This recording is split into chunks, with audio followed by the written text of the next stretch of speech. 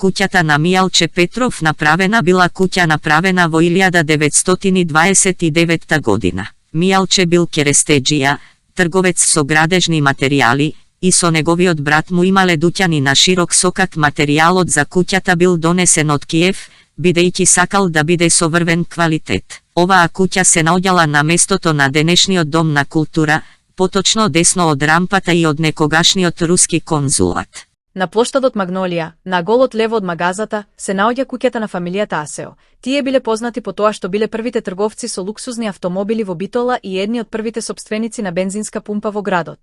Израел Асео бил евреин, роден во 1886 година во Солун.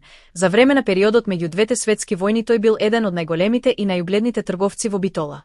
Се занимавал со продажба на автомобили и делови за автомобили. Освен што бил првиот продавач на луксузни автомобили во Битола, тој тргувал и со товарни возила.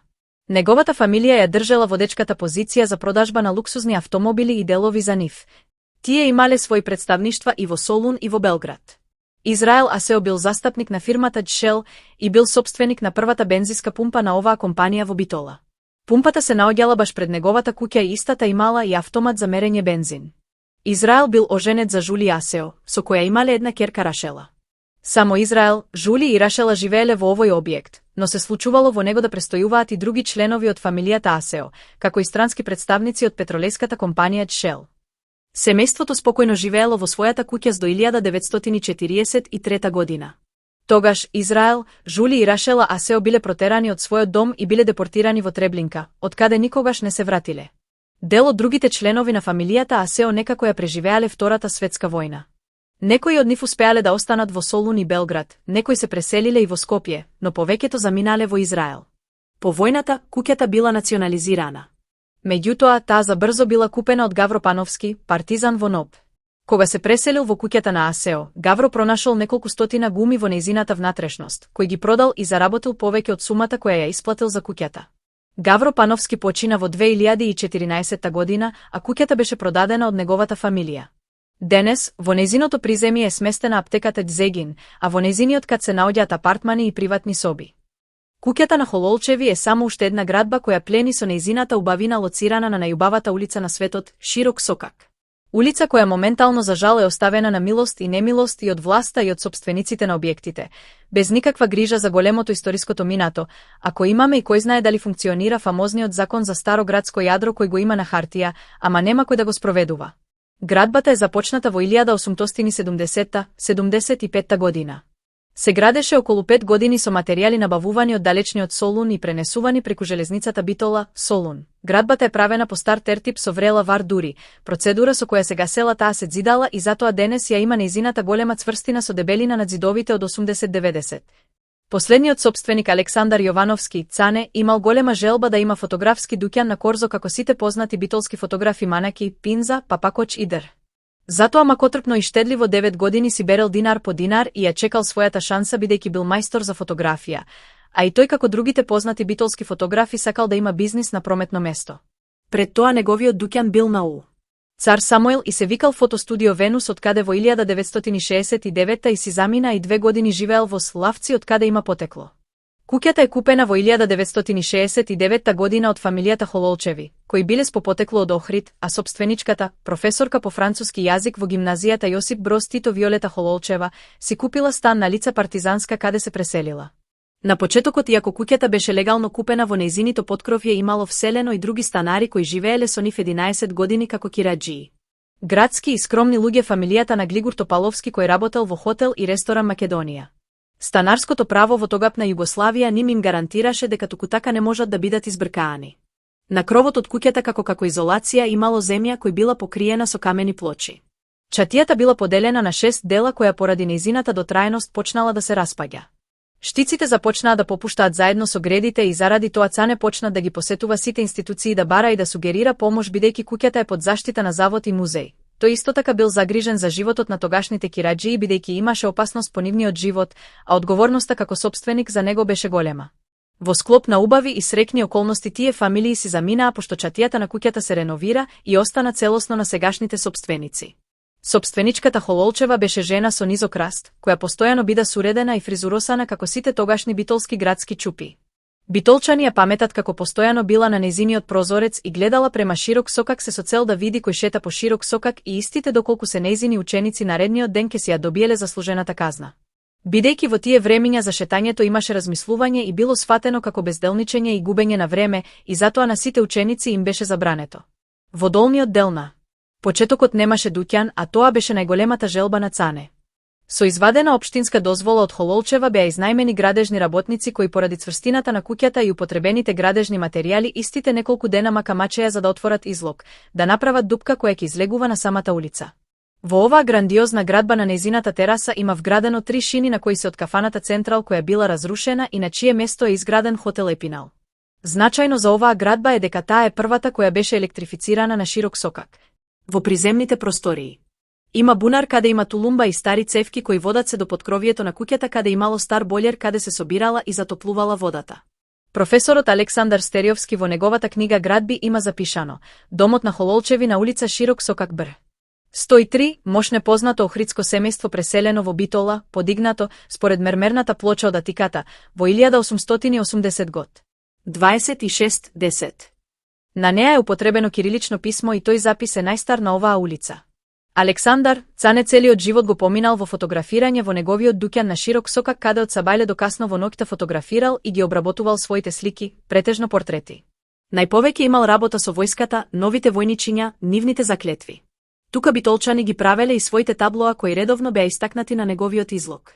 Куќата за време на двете светски војни не била ниту еднаш бомбардирана и имала навистина голема среќа заради што ја останала толку време читава и се брои во една од најстаро изградени на Широк сокак.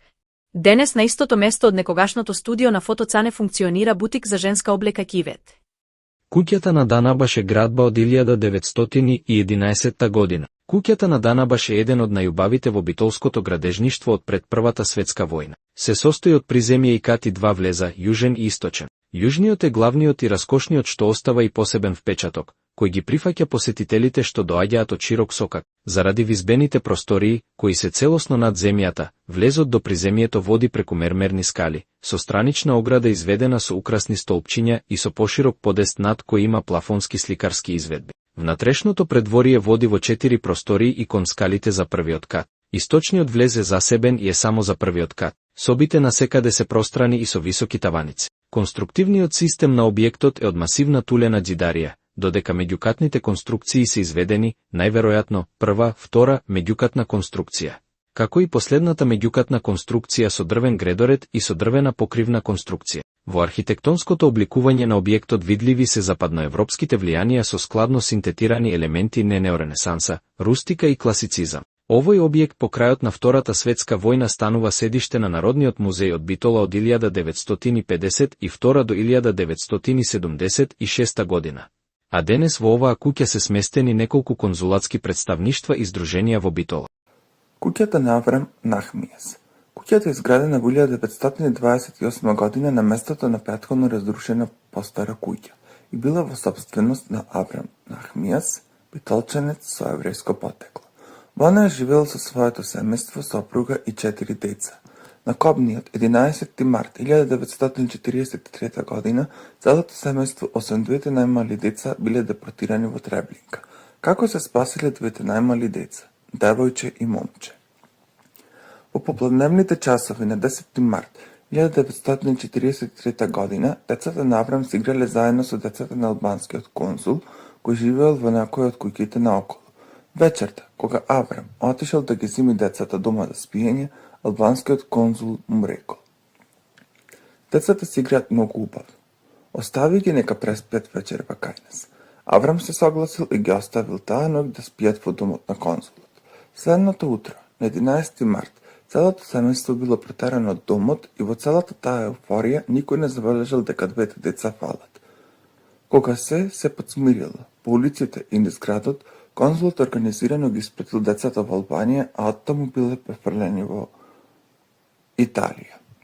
Дали албанскиот конзул ги задржал децата на спиење случајно или знаел што се подготвува останува вечна тајна.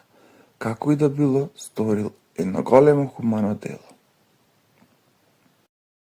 Куќата на Балаба Наврам е една од најубавите и најуникатни објекти во градот Битола. се наоѓа на улица Стерио Ѓоргиев број 34, во населбата Дрвен пазар, во близина на Јамам. Нејзиниот сопственик Аврам Балабан бил хирург и гинеколог и бил сметан за еден од најголемите лекари и хуманисти во Битола. Аврам Балабан бил роден во Кајсери, денешна Турција, во 1865 година. Во 1890 година завршил медицински факултет во Истанбул и станал доктор по медицина и хирургија.